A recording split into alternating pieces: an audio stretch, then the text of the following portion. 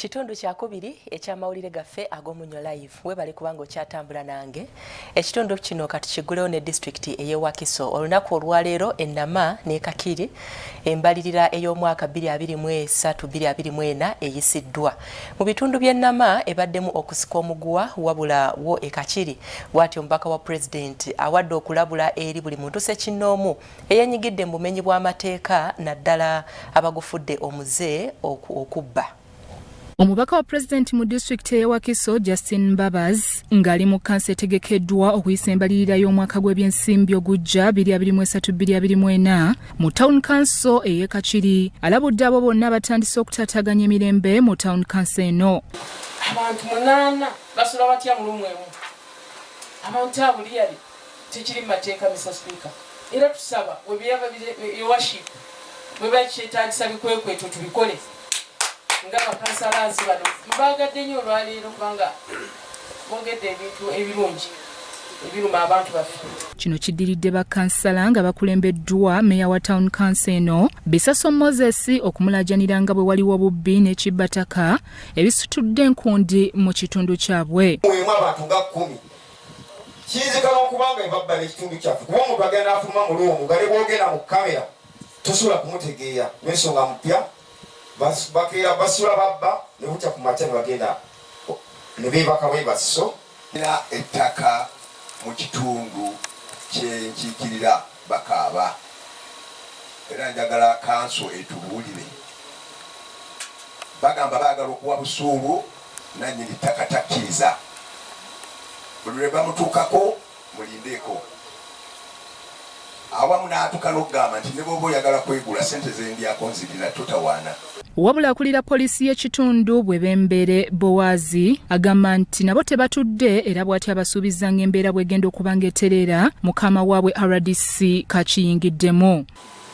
Tukolere wamu kubanga security rules esobola kudireyinga namwe n'abakulembeze n'omuteekawo enkola kubanga suubira polisi na security endala tizikola zeka tulina okwatangira wamu ntwalaga ekitundu kyaffe kiri mu nteeko. Ku kyembalirira akawumbi akasobye mu kamu ke kayisiddwa era nga Meya Bisaso alambuludde ebyo bye bakoze mu mwaka gw'ebyensimbi guno gwe bali mu kumalako 2022-2023 na biki ebisinze okusoosowazibwa mu gujja ogwa 2023-2024. Emergency ne mutuwa era kati utwogerera waliwo n'enguudo ezikolebwa akunno kabonero kalungi kankunana akalaga nti bwe batuwa newezi bantu nfe twabategeeza abantu nti newezi n'abantu tujja kulaga omuwendo wa gyezikoze. Ate olukiiko olukulembera eggombolola y'ennama mu disitulikiti ey'e Mukono nalwo luyisizza embalirira y'omwaka gw'ebyensimbi 2023-2024 wakati mu kusika omuguwa nga sipiika ne ssentebe bagaaniddwa okwogera. Tusuubira okukungaanya 190 million. Building plan fee. Tusuubira okufuna 100 judges ng'omusenyu n'ebirala tusuubira okufuna million 5. Sabutoto yaffe n'ebeera 486 million. Mu lutuula lwa kanso olutudde enkya ya leero ku ggombolola avunaanyizibwa ku byensimbi n'okuteekerateekera eggombolola kansala Margaret Namakula asomye embalirira ekunuukiriza mu bukadde 600 ng'ensimbi zino zisuubirwa okuggyibwa mu misolo okuva mu gavumenti ng'ensonga y'amakubo n'ensako y'abakansala byasoosowaziddwa. 2,176,273 ex gratia stroke honoraria tusuubira 14 million. Partnership development model tusuubira 71,678,309.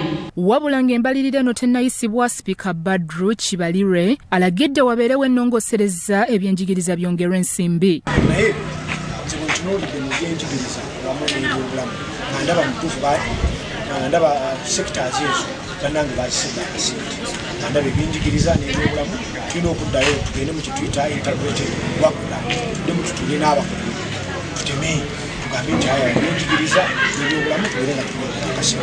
Kyokka ssentebe w'eggombolola Isabire John Bosco Emma eyasoose okugaanibwa okwogera alabise nga si mumativu na kino n'asaba banne okuwummuza ebyobufuzi bakolere eggombolola lyabwe kubanga byonna ebireeteddwa mu mbalirira byali byakakasibwa mu bukiiko.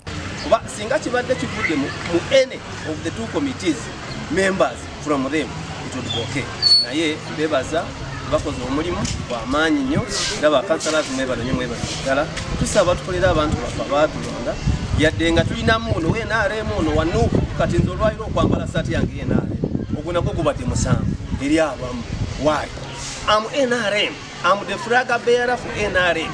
Byakayanja Amon ne Eric Yiga ku Rasouti TV Omunyo.